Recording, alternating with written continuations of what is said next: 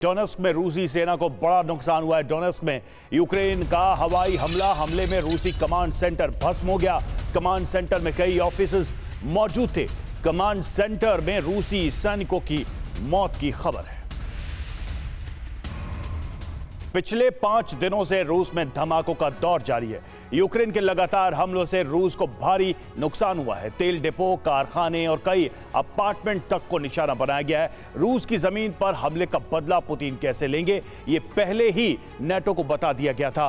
अब नेटो के हथियारों से रूस की जमीन पर प्रहार के बाद आशंका है कि रूस अपनी खामोशी किसी बड़े धमाके से तोड़ेगा। लेकिन सवाल है कि क्या ये हमले यूक्रेन की सीमा तक ही सीमित रहेंगे या फिर नेटो से बदला लेने के लिए बाल्टिक और नॉर्डिक देशों तक को धमाकों से दहलाया जाएगा। रूस की जमीन पर उठने वाली आग की लपटें पूरे यूरोप को जला सकती है।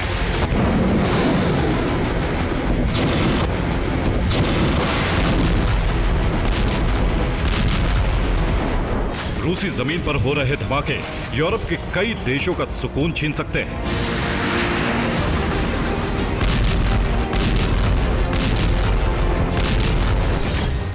क्योंकि 5 दिनों से लगातार रूस की जमीन पर हमला हो रहा है और पुतिन के क्रोध की ज्वाला को भड़का रहा है।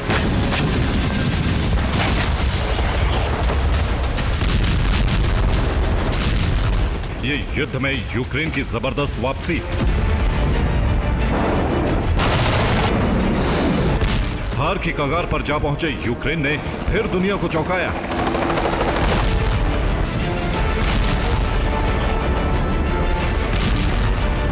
डोनेस्क और खार्किव समेत कई इलाकों में कमजोर साबित होने के बाद यूक्रेन रूस को इस कदर दहला सकता है, ये किसी ने सोचा भी नहीं था।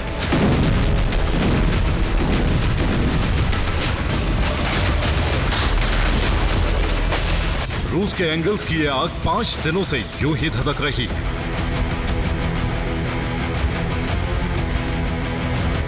पिछले बुधवार को इसी हमले ने रूस को यूक्रेनी लॉन्ग रेंज ड्रोन के हमले की चेतावनी दी थी और उसके बाद से शुरू हुआ सिलसिला थमने का नाम नहीं ले रहा है।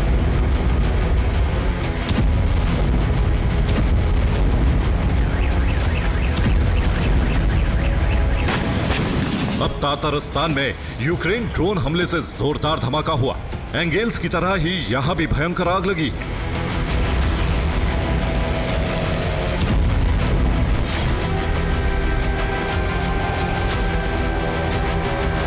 यूक्रेन के एक और हमले ने पुतिन को तिल मिलाकर रख दिया है। यह हमला नोवोरोसिस्क बंदरगाह पर हुआ। बंदरगाह पर रूसी नेवी के युद्धपोत तैनात हैं। ड्रोन हमले के बाद बंदरगाह पर आग लग गई। नोवोरोसिस्क बंदरगाह पर 60 ड्रोन हमले हुए।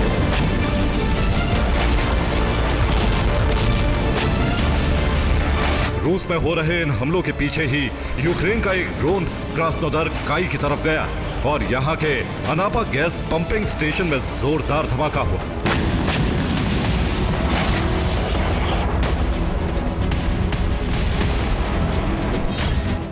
रूस के सारातोव प्रांत का एंगेल्स यूक्रेनी सीमा से 600 किलोमीटर दूर है। तातारिस्तान का तनेको यूक्रेनी सीमा से 1000 किलोमीटर दूर है। नोवोरोसिस्क बंदरगाह से यूक्रेन की दूरी 594 किलोमीटर है। क्रास्नोदर क्राई से यूक्रेन बॉर्डर की दूरी 590 किलोमीटर है।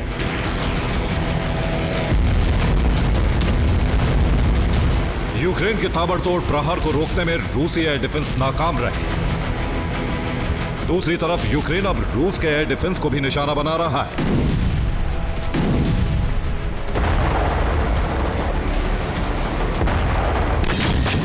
बेलगोरोद में रूसी एयर डिफेंस नष्ट हो गया। वोरोनिश में रूसी एयर डिफेंस भस्म हो गया। कुर्स्क में भी यूक्रेन ने रूस के एक एयर डिफेंस को भस्म कर दिया। हमलों का यह सिलसिला लगातार जारी है। इससे पहले पुतिन के होम टाउन को भी निशाना बनाया गया। यूक्रेन के हमले में रोस्तोव में हथियारों का एक गोदाम भस्म हो gया, तो वहीं सेंट पीटर्सबर्ग में रॉकेट फ्यूल बनाने वाली फैक्ट्री तबाह हो गई।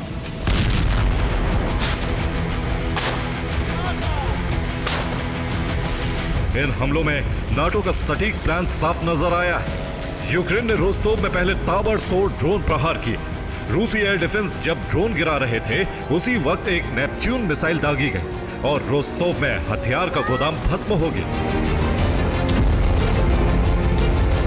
रिपोर्ट के मुताबिक अब खुलासा हुआ है कि रूस में हो रहे हमलों में यूक्रेन की नई शक्ति पेल्को का इस्तेमाल हो रहा है। दावा किया जा रहा है कि पेल्को की रेंज 700 किलोमीटर है। ये 700 किलोमीटर प्रति घंटे की रफ्तार से हमला करेगा। ये 20 किलो से 50 किलो तक वॉरहेड ले जाने में सक्षम है।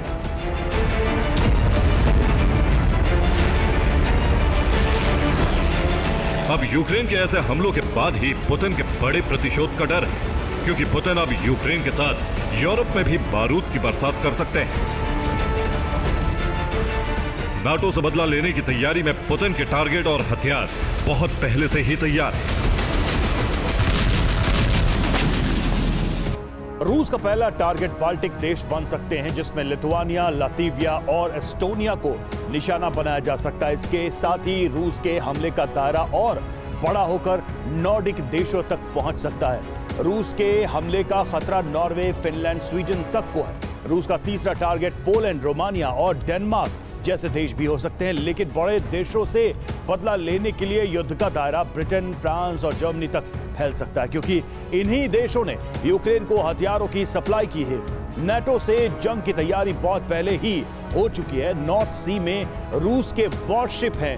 यहां से यूरोप के जर्मनी, इटली, ब्रिटेन पर वो हमला कर सकता है।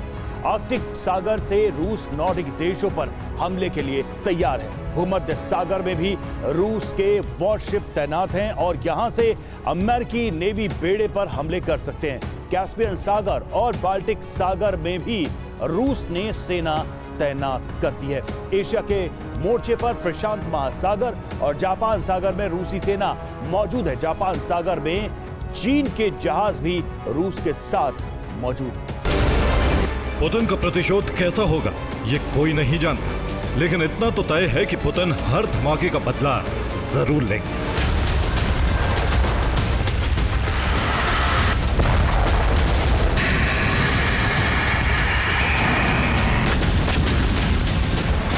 यूक्रेन के इस हौसले की वजह नाटो देशों की बैठक को माना जा रहा है।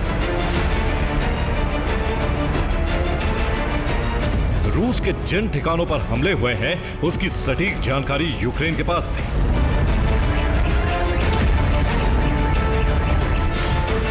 रूस को शक है कि पेक्लोड्रोन नाटो देशों की कोई मिसाइल है। यूक्रेन विदेशी हथियारों को अपना बता रहा है। नेपच्यून मिसाइल से भी रूस पर हमले हो रहे हैं।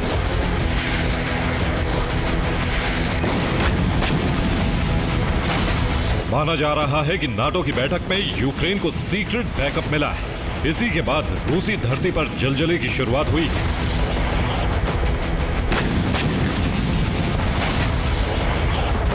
पुतिन के क्रोध का असर अब यूरोप में देखा जा सकता है। लॉन्ग रेंज हथियारों का बदला लेने के लिए पुतिन के पास घातक मिसाइलों की कमी नहीं है।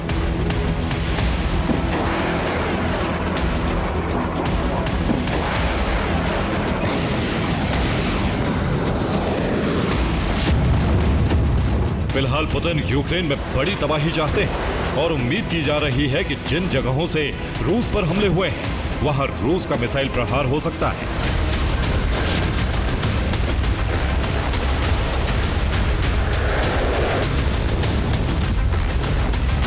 पिछले कई दिनों से रूस ने बाल्टिक से लेकर आर्कटिक तक अपने एटमी बेस को अलर्ट मोड में रखा है। यह नाटो के लिए सीधा संदेश है कि रूस कभी भी परमाणु तबाही लाने के लिए तैयार है। ब्यूरो रिपोर्ट, TV9 भारत मंच। और केरसोन में यूक्रेन का हवाई हमला, MiG-29 से गाइडेड बम गिराए। रूसी कमांड पोस्ट पर बम बरसाया यूक्रेन ने।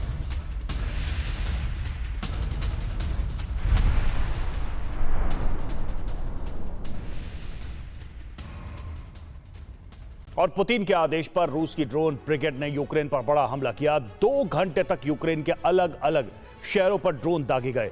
इन ड्रोन्स का टारगेट यूक्रेन के रिहायशी इलाके थे। हमले के बाद यूक्रेन के कई शहर धधक उठे। रूस ने न सिर्फ यूक्रेन के शहरों को हवाई हमले में दहलाया बल्कि ग्राउंड फोर्स पर भी बड़े हमले किए हैं। पुतिन की सेना अब पोक्रोवस्क के और करीब पहुंच चुकी है। माना जा रहा है कि आने वाले हफ्ते में रूस यहां कब्जा कर लेगा। हालांकि इस सफलता के बीच कुर्स्क के मैदान में कुछ ऐसा हुआ है जिसने क्रेमलिन में टेंशन बढ़ा दी है। माना जा रहा है कि इससे ट्रंप की शपथ के बाद पूरी बाजी पलट सकती है। 8 दिन, इतना ही वक्त बचा है अमेरिका के नए राष्ट्रपति की शपथ में, जिसके बाद यह साफ हो जाएगा कि यूक्रेन की तकदीर में क्या लिखा है।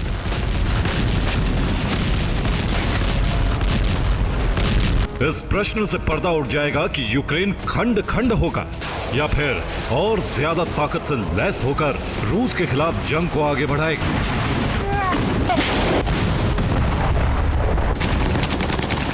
लेकिन ट्रंप की शपथ से पहले पुतिन ने यूक्रेन को राख बनाने के आदेश दे दिए हैं। वो यूक्रेनी शहरों की ऐसी दुर्दशा करना चाहते हैं कि वहां की आवाम खुद ब खुद ज़ेलेंस्की के खिलाफ हो जाए।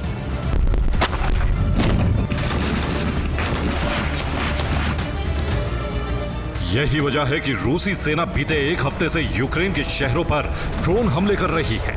हमलों के सिलसिले को जारी रखते हुए रूस ने बीती रात भी यूक्रेनी शहरों को ड्रोन के जरिए दहला दिया।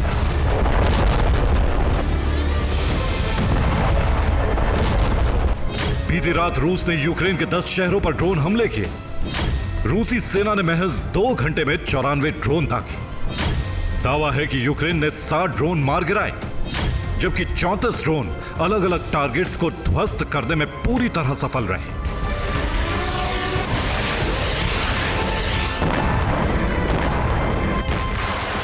दावा है रूस ने खार्किव में मौजूद एनर्जी इंफ्रास्ट्रक्चर पर 2 ड्रोन दागे, जिसके बाद उसमें आग लग गई। हमले के बाद एक बड़े हिस्से में ब्लैकआउट होने की खबर है।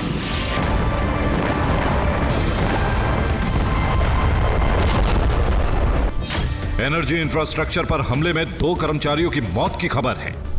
दावा है कि खार्किव के 3 इलाकों में ब्लैकआउट हो गया है। 1000 से ज्यादा लोग अंधेरे में रहने के लिए मजबूर हैं।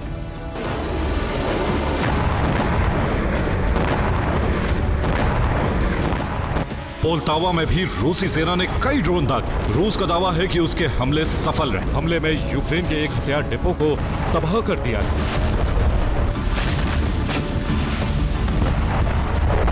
दावा है कि डिपो में पश्चिमी देशों से मिले हथियार मौजूद थे, जिसकी वजह से यहां जोरदार धमाका देखा गया।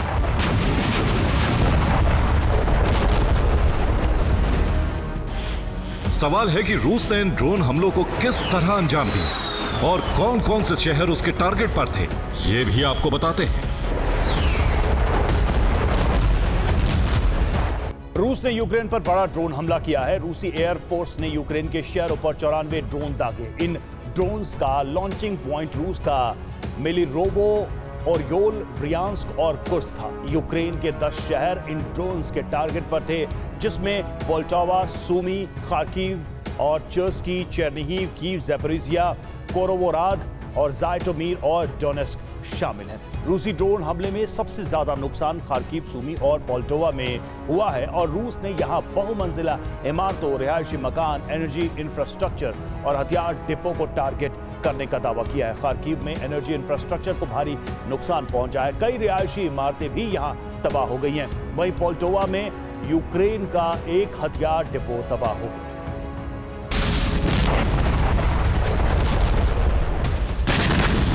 रूसी सेना ने न सिर्फ ड्रोन हमलों के जरिए यूक्रेन को दहलाया, बल्कि पूर्वी यूक्रेन में मौजूद ग्राउंड फोर्स ने भी यूक्रेनी सेना पर बड़ा हमला किया है। ये डोनेस्क का वीडियो है, जहां यूक्रेनी सैनिक एक घर में छिपे थे। रूस ने ड्रोन हमला कर पूरे मकान को तबाह कर दिया। रूस की होवित्जर ब्रिगेड ने सूमी में बड़ा हमला किया। रूसी सेना ने यहां 3 मोटार क्रू को तबाह कर दिया। खार्किव में रूस ने यूक्रेन के एक T-72 टैंक को ड्रोन दागकर तबाह कर दिया। कुराखोव में रूसी सैनिकों के सामने 16 यूक्रेनी जवानों ने सरेंडर कर दिया है।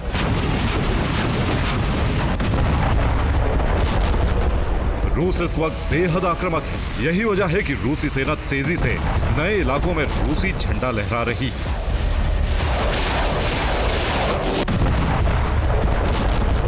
ये यूक्रेन के शेवचेंको का वीडियो है। वीडियो में पुतिन का एक सैनिक रूसी झंडा लहराता हुआ नजर आ रहा है। दावा है कि शेवचेंको पर रूसी सेना ने संपूर्ण कब्जा कर लिया है।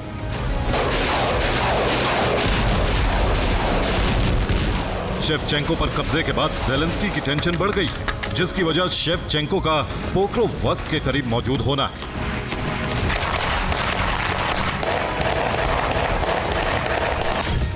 दरअसल रूसी सेना ने पोक्रोवस्क को दो तरफ से घेर लिया है। दक्षिण में रूसी सेना पोक्रोवस्क से महज 3 किलोमीटर दूर है। 24 घंटे पहले ही उसने शेवचेंको पर कब्जा किया है।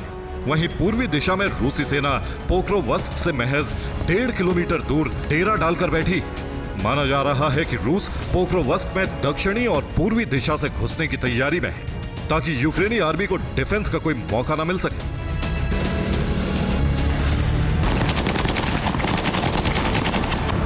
पोक्रोवस्क यूक्रेन के लिए बेहद अहम शहर। यहां कब्जे का मतलब होगा ज़ेलेंस्की सेना का पूर्वी यूक्रेन से नियंत्रण पूरी तरह खो देना। ऐसे में यूक्रेन सेना ने भी पूरी ताकत झोंक दी।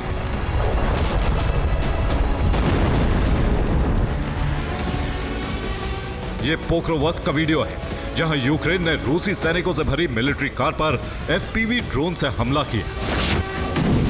यह वीडियो डोनेस्क का बताया जा रहा है, जहां यूक्रेन ने ट्रेंच में छिपे रूसी सैनिक पर ड्रोन से हमला कर उसे खत्म कर दिया।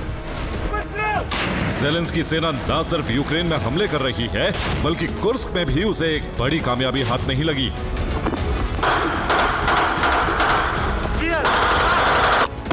ये कुर्स्क का वीडियो है। दावा है कि यूक्रेन सैनिकों ने इस इलाके से 2 उत्तर कोरियाई सैनिकों को पकड़ा है। यूक्रेन ने कोरियाई सैनिकों की तस्वीरें भी जारी की। इसके साथ ही आईडी कार्ड भी यूक्रेन ने सार्वजनिक किए। कोरियाई सैनिकों का पकड़ा जाना यूक्रेन के लिए बड़ी कामयाबी माना जा रहा है। माना जा रहा है कि यूक्रेन उत्तर कोरियाई कैदियों को ट्रंप सरकार के सामने पेश कर सकता है, ताकि रूस को किम की मदद मिलने वाले दावे सच साबित किए जा सके। इसके जरिए ज़ेलेंस्की ट्रंप से हथियारों की मदद जारी रखने की मांग कर सकते हैं।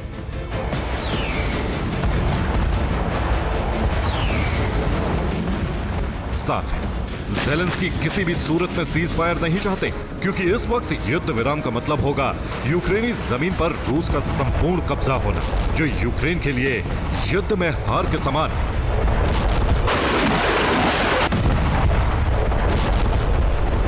Bureau report, TV9 Bharatvarsh.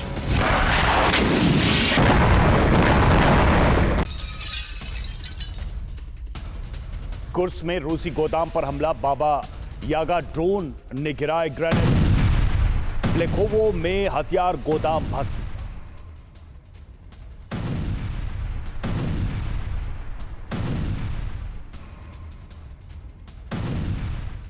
Ukraine रूस के युद्ध में जंग में अब हालात जीत हार या बढ़त बनाने तक सीमित नहीं रहे, बल्कि स्थिति पूरी तरह से बदल गई है। इस जंग में ट्रंप साथ दें या ना दें, लेकिन नाटो ने विस्तार की रणनीति के तहत कार्रवाई शुरू कर दी है, जिसमें रूस के खिलाफ युद्ध का द्वार रोमानिया होगा। और यह कोई और अनुमान नहीं है, बल्कि वास्तविक तैयारी है। नाटो ने जंग में उतरने के संकेत दे दिए हैं, तो वहीं पुतिन ने भी जवाबी कार्रवाई के लिए अपनी तैयारी का ट्रेलर लॉन्च कर दिया है। तो क्या न्यूक्लियर जंग तय हो चुकी है? देखिए इस रिपोर्ट। नाटो ने संकेत दिया, नया वॉर फ्रंट रोमानिया।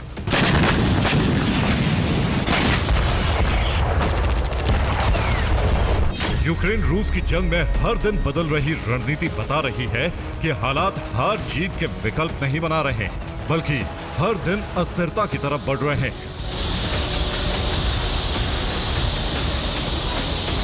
70% यूक्रेन बारूदी विनाश की भेंट चढ़ चुका है, जबकि रूस के सीमावर्ती क्षेत्रों में भी ऐसी ही स्थिति बन गई है।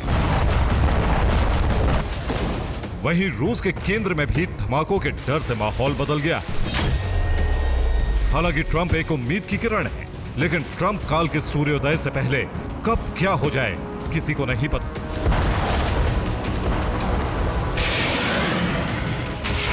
क्योंकि ये युद्ध है जिसके भड़कने से महाविनाश भी संभव है। बदले हालात, नया डर, बरपेगा न्यूक्लियर कहर।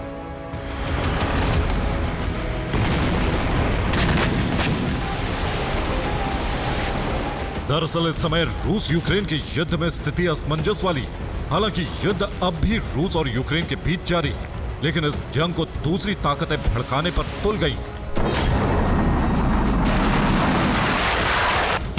रूसी सेना पूर्वी यूक्रेन पर हावी है, तो यूक्रेनी सेना ने कुर्स्क में पोजीशन ली, इसीलिए पश्चिमी रूस और पूर्वी यूक्रेन जल रहे हैं। लेकिन यूक्रेन के लिए रणनीतिक मोर्चा नाटो संभाल रहा है।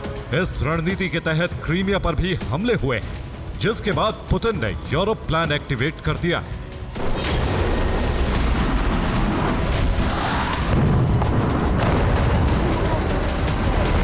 हालांकि यूरोप पर रूस ने कोई सैन्य कार्रवाई नहीं की।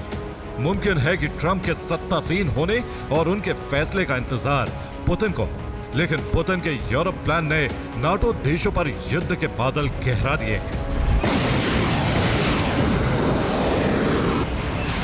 इसलिए बाइडेन के यूरोप के लिए तैयार किए गए ब्लूप्रिंट ने आशंका की बिजली गिराकर युद्ध की चिंगारी सुलगा दी, जिससे पुतिन भड़क गए। क्योंकि बाइडेन के युद्ध प्लान के तहत नाटो सेना को जंग के लिए न सिर्फ तैयार किया जा रहा है, बल्कि सदस्य देशों में बेस और सैनिकों की संख्या में भी इजाफा किया जा रहा है। और इसकी शुरुआत हो रही है रोमानिया से। रोमानिया में अब तक नाटो का सिर्फ एक बेस है। इस बेस में नाटो की इन्फेंट्री की तैनाती की गई थी, लेकिन अब रोमानिया का एयर बेस भी नाटो को सौंप दिया गया है, जिसमें नाटो ने युद्ध की तैयारी के तहत निर्माण शुरू कर दिया है। इस बेस में न्यूक्लियर बॉम्बर के लिए भी हैंगर बनाए जा रहे हैं। और सबसे ज्यादा चौंकाने वाली बात यह है कि जिस MK एयर बेस को नाटो को सौंपा गया है, वो काला सागर के तट पर है। इसका सीधा मतलब यह है कि रोमानिया में नाटो को एक ऐसी जगह मिल गई है जहां से रूस के खिलाफ सीधे युद्ध छेड़ा जा सकता है। हालांकि रोमानिया और अमेरिका ने नाटो के बेस विस्तार के लिए समय गलत चुना है, क्योंकि यूक्रेन के युद्ध में नाटो देशों की गिरी अर्थव्यवस्था ने देश के अंदर ही बगावत को बुलंद कर दिया। और यह समय दोनों देशों के लिए सत्ता परिवर्तन का है, जिसमें एक पक्ष युद्ध जारी रखना चाहता है।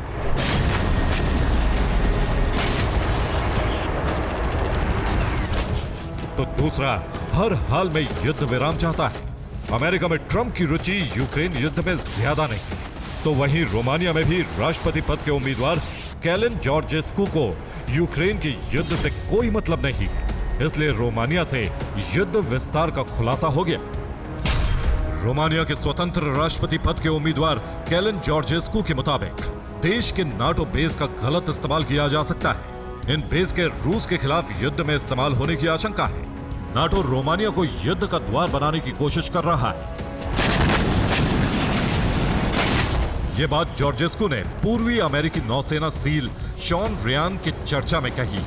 इसी आशंका को देखते हुए युद्ध का नया द्वार खुलने से पहले ही पुतिन ने अपनी तैयारी कर ली, जिसमें न्यूक्लियर हमले की तैयारी भी शामिल है। क्योंकि पुतिन ने रूस की न्यूक्लियर पॉलिसी में पहले ही बदलाव कर दिए हैं, जिसके तहत सुरक्षा की दृष्टि से वो न्यूक्लियर हथियारों का इस्तेमाल कर सकते हैं और इन हमलों के सटीक होने की गारंटी रूस के हथियार देते हैं, जिनके इंटरसेप्ट होने का खतरा नहीं है। यानी रूस यूरोप के देशों को अकेला विनाश की आग में झोंक सकता है। और अब बात यूरोप समेत नाटो देशों को विनाश की अग्नि में झोंकने की है, तो पुतिन के पास पहला हथियार है और सैनिक IRBM, जिसकी गति 10 मैक है, यानी 6 वॉरहेड एक साथ ले जा सकती है और ये न्यूक्लियर अटैक करने में सक्षम है। दूसरा हथियार है किंजल, ये भी बैलिस्टिक मिसाइल है जिसकी गति भी 10 मैक है, जो न्यूक्लियर वॉरहेड के साथ विनाश लाने में सक्षम है। पुतिन के जखीरे में KH-95 क्रूज मिसाइल भी है जिसकी गति 10 मैक है और ये भी न्यूक्लियर अटैक करने में सक्षम है। तो वहीं ज़िरकॉन क्रूज मिसाइल भी यूरोपियन देशों पर न्यूक्लियर कहर बरपाने में सक्षम है। इसके अलावा विम्पेल R-37 भी घातक हथियार है। ये मिड क्रूज मिसाइल है जिसकी गति 6 मैक है और ये भी न्यूक्लियर हमले करने में सक्षम है।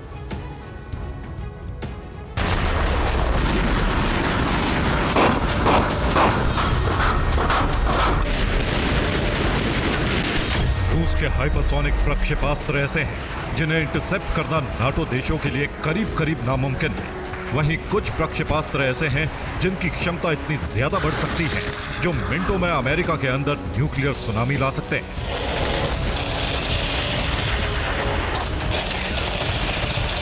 इसीलिए रोमानिया में चुनावी मुद्दा भी नाटो की जंगी तैयारी बन गया है। ऐसे ही ग्रीनलैंड, यूरोपियन यूनियन और जर्मनी में भी नाटो की तैयारी मुद्दा बन गई है। इसलिए पुतिन सीधे जंग छेड़ने या न्यूक्लियर कार्रवाई नहीं करना चाहते। लेकिन इसका यह मतलब नहीं है कि पुतिन शांत बैठे हैं। रूस का यूरोप के खिलाफ एक्शन धरातल पर उतारा जा चुका है, जिसके 4 चरण हैं।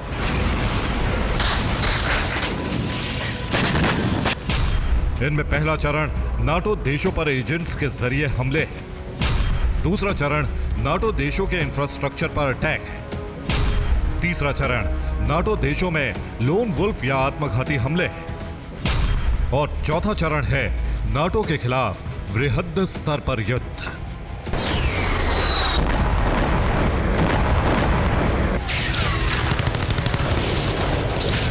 इनमें अमेरिका, ब्रिटेन और फ्रांस ने रूस के एजेंट्स की मौजूदगी का दावा किया है। उनके निशाने पर सैन्य ठिकाने होने का भी दावा किया गया है। लेकिन एक तस्वीर फ्रांस से सामने आई जो बताती है कि युद्ध का दूसरा चरण शुरू हो चुका है। यह वीडियो फ्रांस के स्ट्रासबर्ग का है, जहां 2 ट्रेन की टक्कर हो गई। इस हादसे में यात्री ट्रेन के अंदर फंस गए, जिन्हें दरवाजे तोड़कर निकाला गया है। दुर्घटना के बाद सुरंग में धुआं भर गया था और बताया जा रहा है कि हादसे में 30 यात्री घायल हो गए हैं।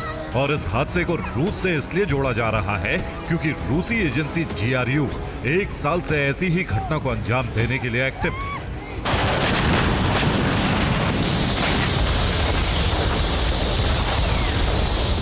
जिसका मतलब है कि रूस ने यूरोप के खिलाफ युद्ध का दूसरा चरण शुरू कर दिया है। और अगर रोमानिया से युद्ध का मुहाना खुला तो चौथे चरण तक पहुंचने में जरा भी देर नहीं लगेगी। Bureau report, TV9 Bharatvarsh.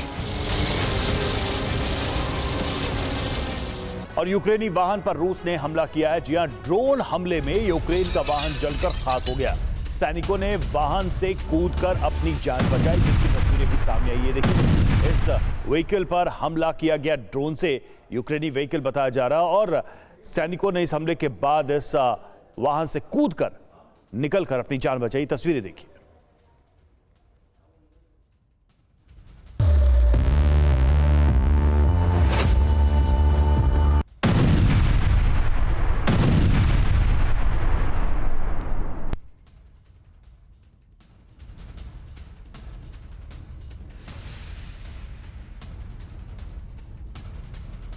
और इधर लाल सागर की लड़ाई 180 डिग्री बदल गई है। हूती ने अब जो कुछ किया है उससे अरब में विनाश का नया बवंडर आ सकता है। हूती ने इस बार लाल सागर में तैनात अमेरिका के एयरक्राफ्ट कैरियर पर धमाका कर दिया है। इससे भड़ के अमेरिका ने हूती के संहार का अभियान शुरू कर दिया है। अमेरिका उस ठिकाने को जला रहा है जो हूती से जुड़ा हुआ है। तो सवाल यह है कि क्या हमास और हिजबुल्लाह के बाद अब हूती की समाप्ति होने जा रही है? हूती का अंत निकट आ गया।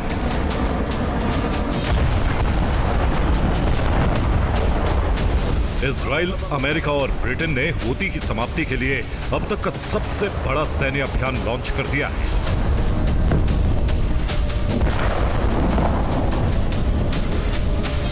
हूती का हाल हमास और हिजबुल्लाह जैसा ही होने जा रहा है। पहले हमास, हिजबुल्लाह और अब हूती। ईरानी प्रॉक्सी के संपूर्ण खात्मे का चरण शुरू हो गया है।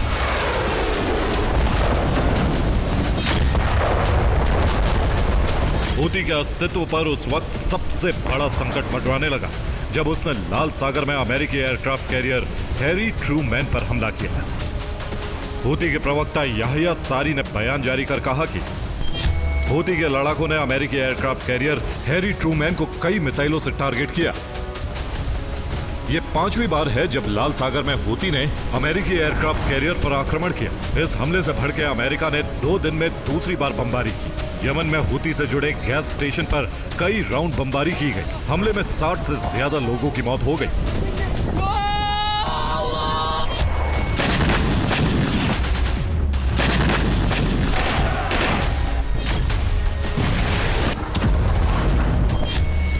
48 घंटे में ये दूसरी बार है जब अमेरिका, ब्रिटेन और इजराइल ने यमन में हूती को इतना बड़ा जख्म दिया। मिडिल ईस्ट में हमास, हिजबुल्लाह के खिलाफ भड़की बारूदी चिंगारी ने इजराइल के मिशन को उस दिशा में मोड़ दिया जहां से ग्रेटर इजराइल का रास्ता शुरू होता है।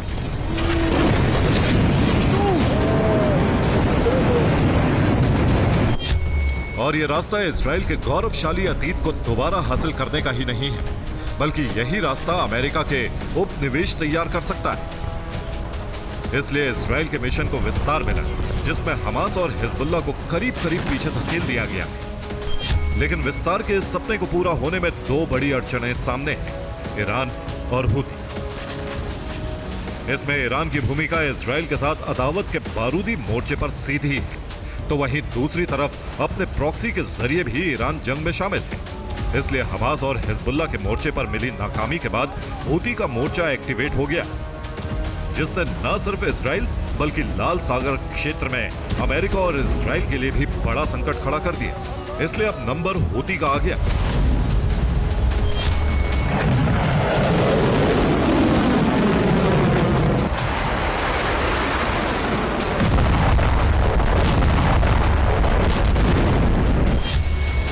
ये 11 जनवरी की तस्वीरें जो हूती के खिलाफ बड़े बारूदी ऑपरेशन की पुष्टि भी करती है। इजराइल, अमेरिका और ब्रिटेन की सेना ने संयुक्त कार्रवाई करते हुए हूती के चुनिंदा ठिकानों को निशाना बनाया है। इस कार्रवाई में 20 से ज्यादा बड़े हमले किए गए हैं, जिसमें उत्तरी यमन के अमरान प्रांत में हाफ सूफियान इलाका करीब करीब तबाह हो गया। हूती हेजियाज बिजली स्टेशन को भी बर्बाद कर दिया गया और सना के करीब अल सबीन स्क्वायर भी पूरी तरह नष्ट हो गया। और इस कार्रवाई का मकसद था हूती का संपूर्ण विनाश।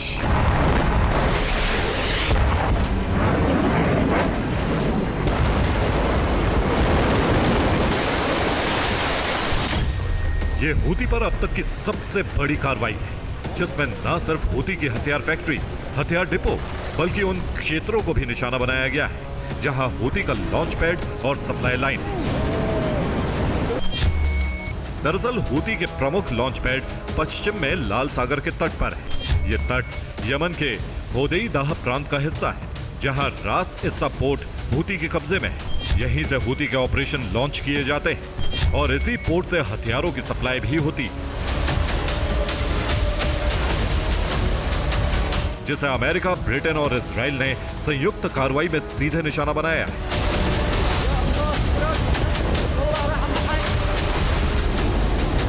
लेकिन इस कार्रवाई का मकसद क्या है? लाल सागर क्षेत्र में हूती का दबदबा खत्म करना, इजराइल पर जारी हमले रोकना, इजराइल के विस्तार कार्यक्रम को आगे बढ़ाना, या फिर मिडिल ईस्ट के मुख्य किरदार ईरान को टारगेट पर लेना? प्रश्न कई हैं और सभी प्रश्नों का जवाब है हाँ।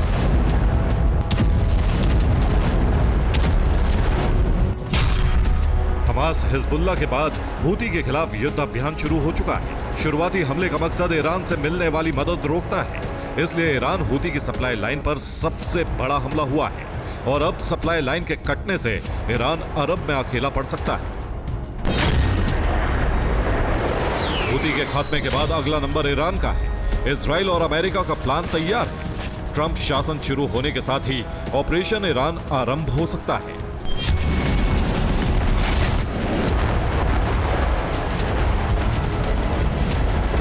ये युद्ध होगा जिससे अरब का समीकरण पूरी तरह से बदल जाएगा। Bureau report, TV9 Bharat.